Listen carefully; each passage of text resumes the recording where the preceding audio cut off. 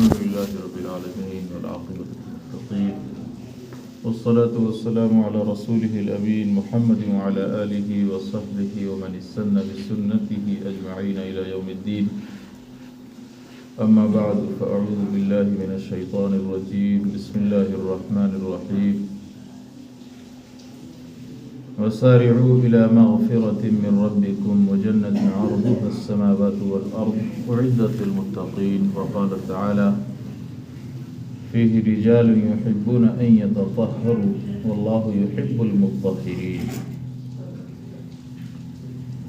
وقال النبي صلى الله عليه وسلم بادروا بالأعمال الصالحة فتكون فتنة كقطع الليل المظلم يصبح الرجل مؤمنا ويمسي كافرا ويمسي مؤمنا ويصبح كافرا يبيع دينه بعرض من الدنيا أو كما قال عليه الصلاة والسلام.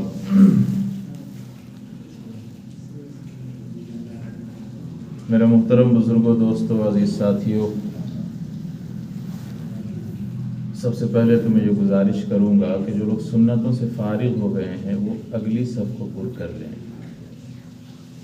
طریقے، سلیقے اور آداب کے ساتھ ہمیں مسجد میں بیٹھنا چاہیے. بلا ضرورت اگر ہم ٹیک لگائے ہوئے ہیں تو بعض دفعہ ایسا ہوتا ہے کہ شیطان اونگ طاری کر دیتا ہے، پاؤں دباتا ہے، جس کو کہا جاتا ہے، جیسے عام طور پر نمازوں کے وقت میں ہوتا ہے کہ نیند آ جاتی ہے. فجر کے وقت آنکھ کھلی، اس کے بعد پھر جو ہے اچانک ایسی نیند آتی ہے کہ پھر پتہ بھی نہیں چلتا ہے، پھر سورج نکلنے کے بعد آنکھ کھلتی ہے. اس کو کہا جاتا ہے کہ شیطان پاؤں دبا کر کے سلا دیتا ہے. تو یہی کیفیت اس وقت بھی ہو جاتی ہے جب مسجدوں میں آ کر کے ہم، اب چونکہ یہ اللہ کا گھر ہے اور یہاں سکینے کا نزول ہوتا ہے، سکون اور طمانینت قلب جو یہاں میسر آتی ہے وہ دوسری جگہوں میں انسان کو نہیں ملتی ہے. تو اس وجہ سے بھی آپ دیکھیں گے کہ یہاں سکون کی وجہ سے بھی نیند آنے لگتی ہے. اور یہ کیفیت عموماً آپ دیکھیں کہ خطبے کے وقت ہوتی ہے خصوصی طور پر. تو یہاں پہ ہم جمع ہوئے ہیں اللہ رب العزت کی عبادت کے لیے. ہفتے میں ایک مرتبہ کی یہ گیدرنگ ہوتی ہے، جمع ہونا ہوتا ہے، لہٰذا ہمیں نشاط اور چستی کے ساتھ، مستعدی و جانفشانی کے ساتھ، یکسوئی کے ساتھ مسجد میں ہمیں بیٹھنا چاہیے. نہ کہ اس طرح سے بیٹھیں جس طرح ہم چوک چوراہوں پہ ایک دوسرے سے بات کرتے ہوئے، گپے ہانکتے ہوئے بیٹھتے ہیں. مسجد میں آنے کے بعد مسجد کے آداب کا ہمیں خیال رکھنا چاہیے. اللہ تعالیٰ کا بڑا فضل ہے، اللہ تعالیٰ نے ہم تمام کو اس بات کی توفیق دی کہ ہم مسجد آئیں اور جمعہ کی نماز ادا کریں. میرے بزرگوں، دوستوں، انسان کا ہر عمل، انسان کا ہر فعل بحیثیت مسلمان یہ ہوتا ہے کہ وہ اس بات کی کوشش کرتا ہے کہ کسی نہ کسی طرح وہ کچھ ثواب اکٹھا کر لے، کچھ نیکیاں کما لے. نیکیاں کمانے کی خاطر انسان تگودو کرتا ہے، کوشش کرتا ہے، سعی بنتا ہے. اور قرآن کریم نے بھی ہمیں اس بات کی تعلیم دی ہے وَسَارِعُوا إِلَى مَغْفِرَةٍ مِّن رَبِّكُمْ کہ اپنے رب کے مغفرت کی جانب مسارعت کرو، مقابلہ کرو، دوڑو، تیزی کے ساتھ چلو. مقابلے میں جو دوڑ ہوتی ہے، آپ نے دیکھا ہوگا بہت سارے اولمپکس میں جو گیم کھیلے جاتے ہیں تو دوڑ میں ایک دوسرے سے لوگ آگے بڑھتے ہیں. اس آگے بڑھنے کو عربی میں مسابقہ کہتے ہیں اور اسی کو مسارعت بھی کہتے ہیں. تو قرآن نے یہ لفظ استعمال فرمایا ہے وسارعوا کہ آپس میں دوڑو. کس چیز میں؟ الی مغفرۃ من ربکم، اپنے رب کی مغفرت کو تلاش کرنے کی جانب، اپنے رب کی مغفرت کو حاصل کرنے کی جانب. تو نیک کاموں میں دوڑنا، نیک کاموں میں مسابقت اختیار کرنا، ایک دوسرے سے آگے بڑھنے کی کوشش کرنا، یہ مذموم شے نہیں ہے، یہ بری چیز نہیں ہے، یہ ممدوح ہے، قابل تعریف ہے. رسول اللہ علیہ السلام نے اس کی تلقین فرمائی ہے، ترغیب بھی دی ہے. قرآن باضابطہ اعلان فرما رہا ہے کہ تم دوڑو اور ایسی جنت کی جانب قرآن جو ہے شوق دلاتے ہوئے اس جنت کا بھی تذکرہ کیا ہے اور اس کے طول و عرض کو بھی بتایا، یعنی اس کی لمبائی اور چوڑائی کیا ہوگی، عرضھا السماوات والارض، کپڑے کو ہم بولتے ہیں نا ڈبل عرض، عرج کا ہے، تو عرج نہیں ہے وہ لفظ عرض ہے، عین را دال یعنی چوڑائی، اسی لفظ کا استعمال قرآن نے کیا ہے، عرضھا السماوات والارض، کہ جس کی چوڑائی آسمان و زمین کے برابر ہوگی۔ یہ ہمیں اور آپ کو سمجھانے کے لیے ہے، ادروائز حدیثوں میں تو آتا ہے کہ بھائی ادنا درجے کے جنتی جو ہوں گے، جو شخص ہوگا اس کی جنت دنیا سے 10 گنی بڑی ہوگی، تو اللہ ہی جانتا ہے کہ کیسی بڑی جنت ہوگی۔ تو ان سب کاموں میں ایک مسلمان کی کوشش ہوتی ہے کہ ہم آگے بڑھیں، مسارعت اور مسابقت سے کام لیں، لیکن سب سے بڑی بات یہ ہے کہ ہم ان کاموں کو صحیح طریقے سے جب انجام دیں گے تبھی نتیجہ صحیح منتج ہوگا، یعنی نتیجہ جو صحیح نکالنا ہم چاہ رہے ہیں وہ نتیجہ اسی وقت صحیح نکلے گا جب ہم اس کام کو صحیح طریقے سے کریں۔ اب اگر ایک مزدور ہے وہ مزدوری ہی نہ کرے اور آخر میں شام میں جا کر کے مالک سے اپنی مزدوری کی رقم وصول کرے، تو آپ بتائیں وہ لات مار کر کے بھگائے گا کہ نہیں؟ بھائی تم نے مزدوری کی نہیں ہے تو پھر اجرت کس چیز کی تم لے رہے ہو؟ اسی طرح اگر ہم قرآن کی اس آیت کو پڑھ کر کے عمل شروع کر دیں، نماز پڑھنی شروع کر دیں، عبادت شروع کر دیں، لیکن جو حق ہے عبادت کرنے کا، جو حق ہے نماز پڑھنے کا، اگر ہم اس حق کو ادا نہ کریں تو یقین سے کہیے، دل پہ ہاتھ رکھ کر سوچئے، کیا ہم اس اجرت کے حقدار ہیں جو اللہ تعالیٰ نے ہم سے وعدہ کیا ہے؟ آپ سوچیں، وہ اجرت جو اللہ تعالیٰ ہمیں دینا چاہتے ہیں وہ اسی وقت ہمیں مل سکتی ہے جب ہم اس کام کو صحیح طریقے سے، صحیح ڈھنگ سے کریں گے۔ آج بدقسمتی سے، افسوس کے ساتھ یہ کہا جا رہا ہے کہ ہم اعمال تو کرتے ہیں لیکن اس ڈھنگ سے نہیں کرتے ہیں، اس طریقے پر نہیں کرتے ہیں جو طریقہ ہمیں رسول اللہ بتلا گئے تھے صلی اللہ علیہ وسلم، جو طریقہ ہمیں آپ علیہ السلام سکھلا گئے تھے۔ اور دوسری بات میں یہاں پہ ایڈ کر دوں کہ یہ ہفتہ واری ویکلی گیدرنگ ہوتی ہے، اس میں تو ہمیں چاہیے یہ تھا کہ پہلے ہی مسجد فل ہو جائے، آئیں گے آخر وقت میں لوگ، اب تو بولنے کا بھی دل نہیں کرتا ہے، جاؤ جیسا ہے چلنے دو، بول بول کر انسان تھک گیا ہے۔ آخر وقت میں آئیں گے، خطبے کے لیے جب میں کھڑا ہوتا ہوں دیکھتا ہوں لوگ وہاں بات کر رہے ہوتے، ذرا سا بھی اب کیا بولوں، ماں باپ کو بولوں یا خود ان کو بولوں؟ تعلیم رکھتی، دین کا علم رکھتا تو ان کو احساس ہوتا کہ بھائی خطبے کے وقت تو حدیث پاک میں یہ آتا ہے کہ اگر کوئی شخص کھیل رہا ہے، کسی چیز سے کھیل رہا ہے، آپ نے اسے کہا مت کھیلو، تو آپ نے یہ فعل بھی کیا نا، یہ حرکت یہ بھی غلط ہے۔ اتنی تاکید ہے کہ بھائی توجہ سے سنو خطبے کو۔ اس وقت آپ دیکھیں، کبھی آپ پیچھے مڑ کر کے دیکھ لیجئے گا، جب میں کھڑا ہوتا ہوں بیٹھے رہتے وہاں لوگ، سارے مستنڈے رہتے ہیں، آخر میں آئیں گے اللہ پر احسان کر کے چلے جاتے ہیں 2 رکعت پڑھ کر کے۔ یہ موقع رہتا ہے کچھ سیکھنے سکھانے، وہ تو سمجھ رہے ہیں کہ بھائی کچھ نہیں، کیا ہے وہ، اللہ کو مانو، رسول کو مانو، جنت مانو، یہی دقیانوسی سوچ ہے، خدا کی قسم یہی سب کام آنے والا ہے، لیکن ہم سمجھتے نہیں ہیں۔ میری عادت نہیں ہے کہ میں غصہ ہو کر کے کچھ بات بولوں، کیونکہ میں بہت سخت بول جاتا ہوں، اس لیے نرمی سے جو میں کوشش کرتا ہوں سمجھانے کی، لیکن بات ہی سمجھ میں نہیں آتی لوگوں کو۔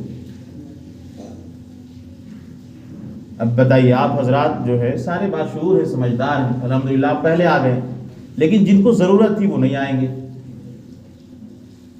تو میں یہ عرض کر رہا تھا میرے بزرگوں کہ کوئی بھی عبادت ہو اسے ہم طریقے اور سلیقے سے کریں گے تبھی جا کر کے ہمیں اس میں کامیابی مل سکتی ہے، اور اس کا نتیجہ ہمارے سامنے اللہ تعالیٰ جنت کی شکل میں ہمیں مرنے کے بعد دے سکتے ہیں۔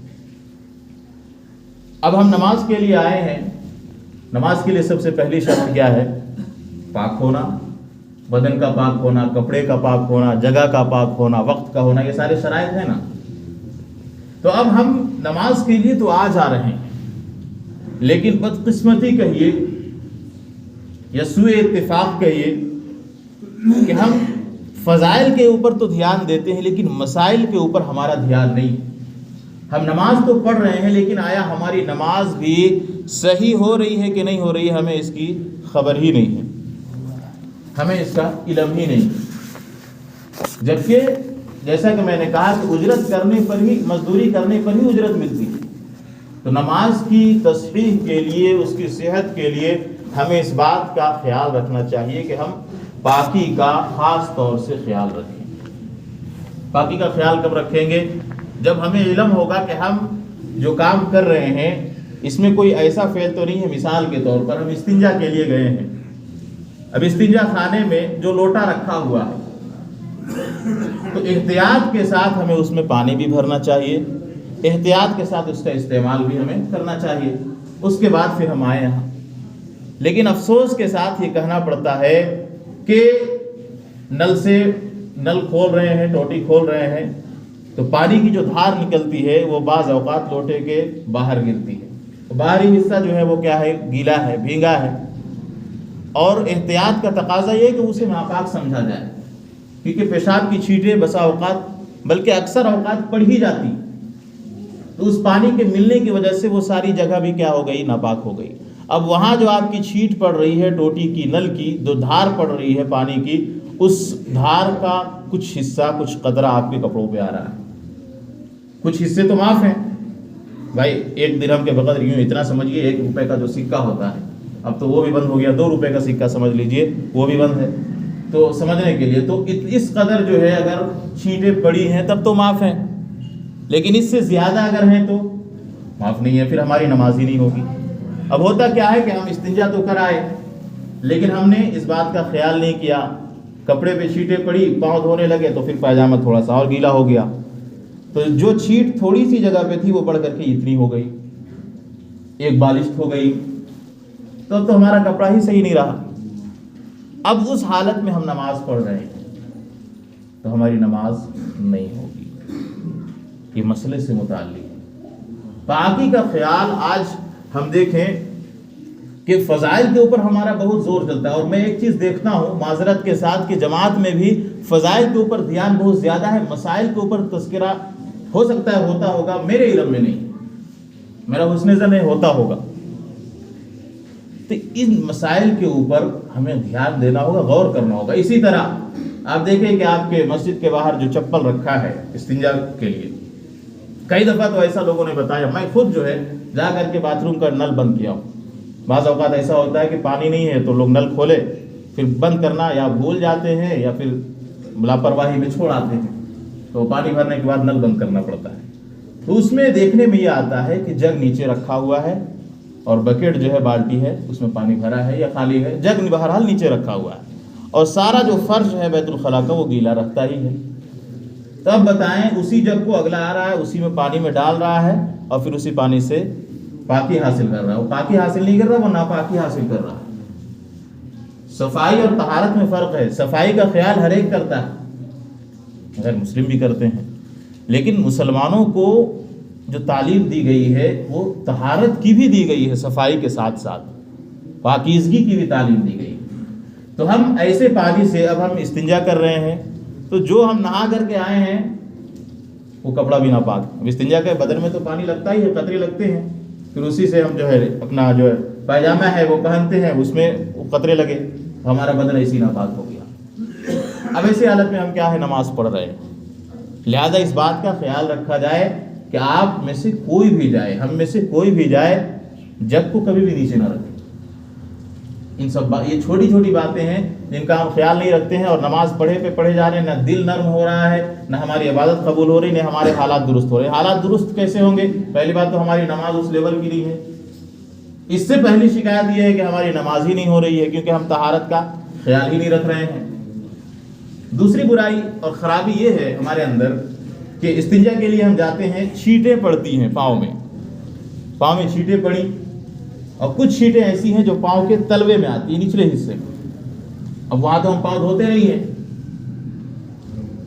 چپل یہاں کھولتے ہیں اور پھر جو رکھا ہے پاؤں دار اس میں پاؤں رکھتے ہیں، وہاں سے گئے وضو بنانے کے لیے، وہاں بیٹھے، اب اخیر والے نل پہ ہم بیٹھ رہے ہیں، پاؤں وہاں دھو رہے ہیں، سارا پانی ادھر تک آ رہا ہے، اب بیچ میں جتنے بھی لوگ ہیں وہ پانی سارا کا سارا کیا ہوا، کیونکہ چھینٹ ناپاک تھی، اب ایک قطرہ بھی چھیٹ ہو اور وہ پورے ایک ڈرم میں پانی رکھا ہو، اس میں گر جائے تو وہ سارا پانی ناپاک ہو جاتا ہے.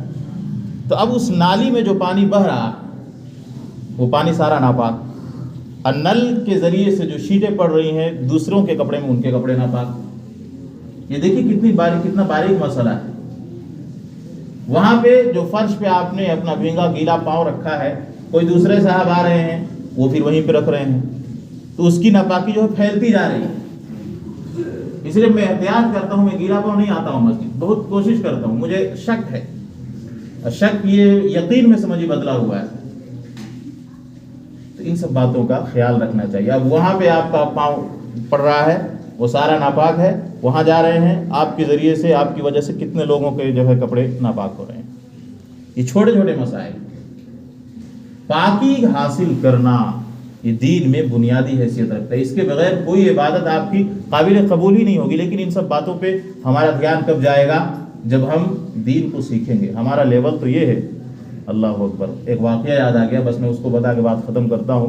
KBC کون بنے گا کروڑ پتی، یہ آپ نے سنا ہوگا. یہ شو امیتابھ بچن کے ذریعے چلایا جاتا ہے. اس میں ایک شخص آتا ہے عاصم نام کا، MBA کیے ہوا ہے.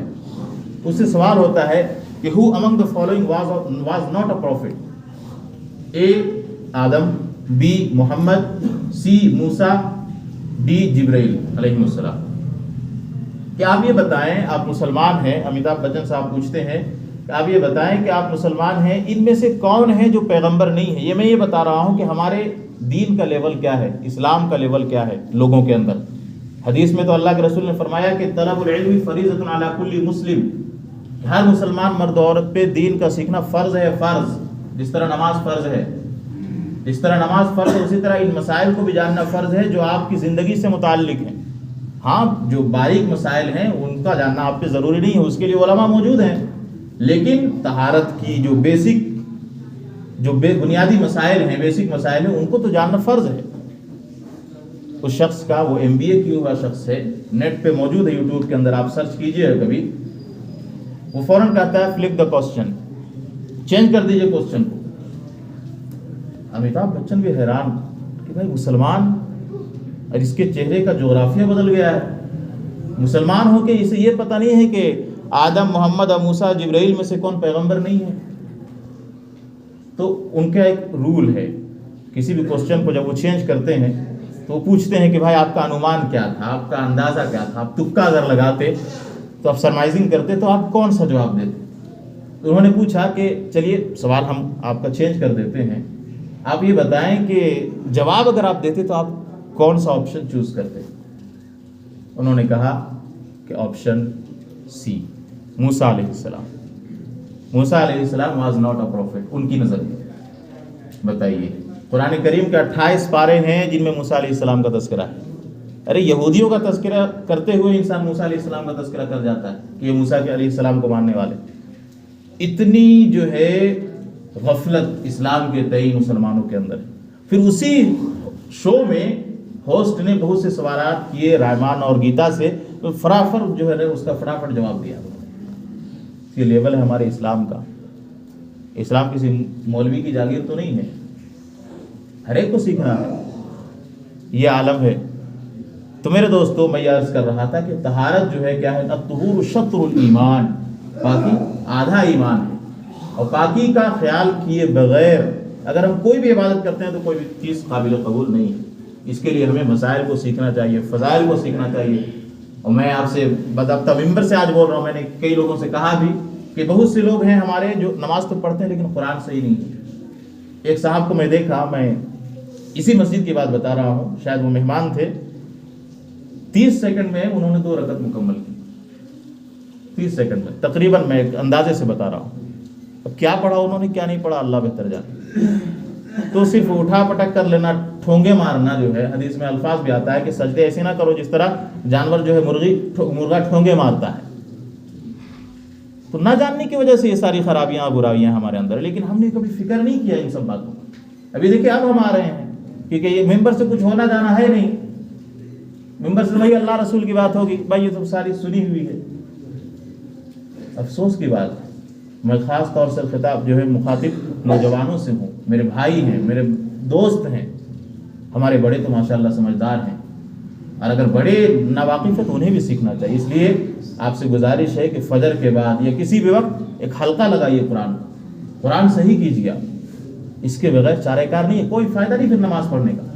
قرآن ہم پڑھ تو رہے ہیں، لیکن قرآن میں حدیث میں آتا ہے رب قاری للقرآن والقرآن یلعنہ، کہ بہت سے قرآن پڑھنے والے ایسے ہیں کہ خود قرآن جو ہے ان پر لعنت کرتا ہے.